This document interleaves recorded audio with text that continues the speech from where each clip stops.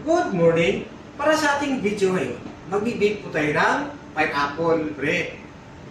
Kung handa na kayo, umpisa na natin. Ito yung mga ingredients niya.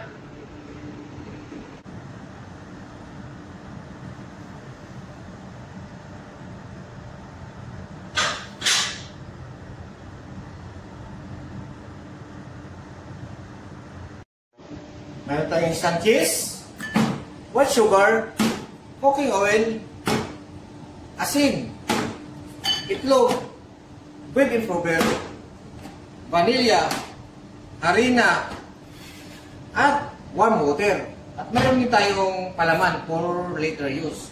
Inimix na natin. Ilagay natin yung warm water. Sunod natin yung instant cheese. Asin, white sugar, cooking oil, bread improver, itlog,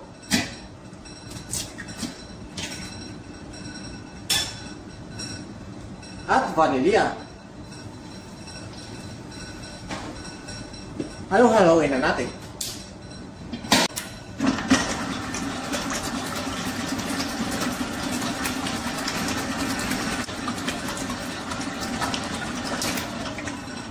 Lagyan natin yung harina.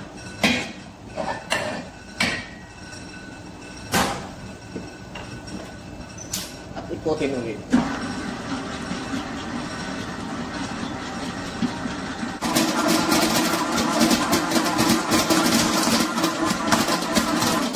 Okay. Napansin nyo, ito yung texture niya. Pansin nyo, makintab na siya, makinis. Okay na yan.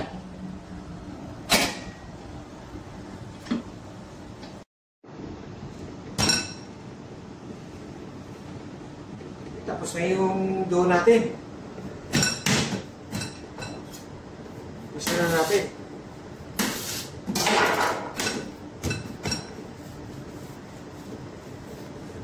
Puputulin na natin to.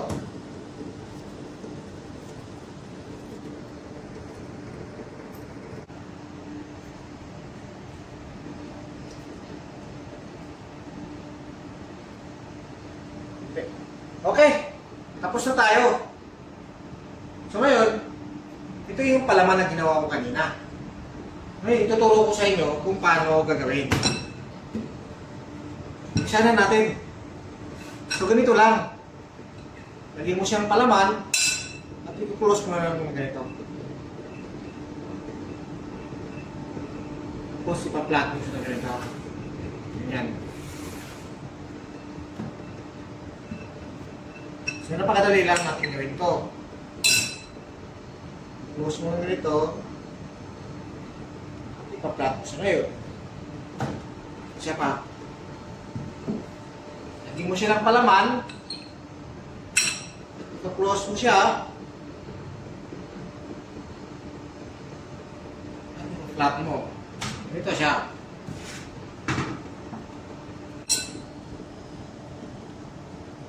Tapos na tayo. Katapos nito, tusukan naman natin ang tinidor. Para lumabas yung hangin. Tingnan nyo lang para malaman nyo. Tayo. So, ito na yung pineapple bread natin. So, ngayon, tusukan natin ng tinidor. Kaya na natin tinutusukan to para yung hangin lalabas dito. Kasi pag hindi mo tinutusukan, malulubutos yan ganito. Parang ban siya.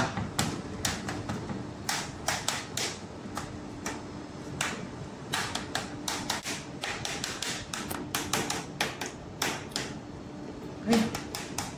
Tapos na. Ngayon, lagyan naman natin ng egg wash.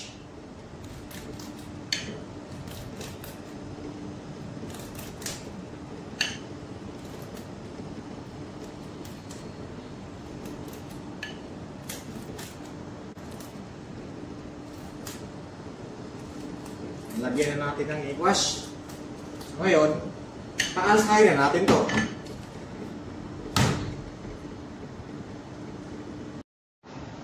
Okay, umalsa na yung pineapple bread natin.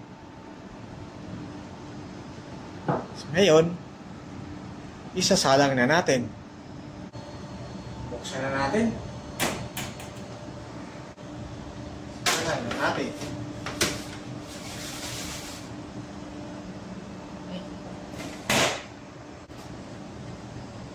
Okay. Tignan muna natin kung luto na. Okay, pwede na yan. Lutong-luto na. Pangyan natin.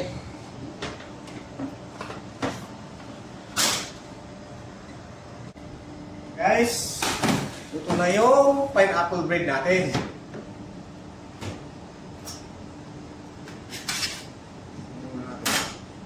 Sobrang init. Tignan nyo guys. Ito yung pineapple bread natin. Sobrang init.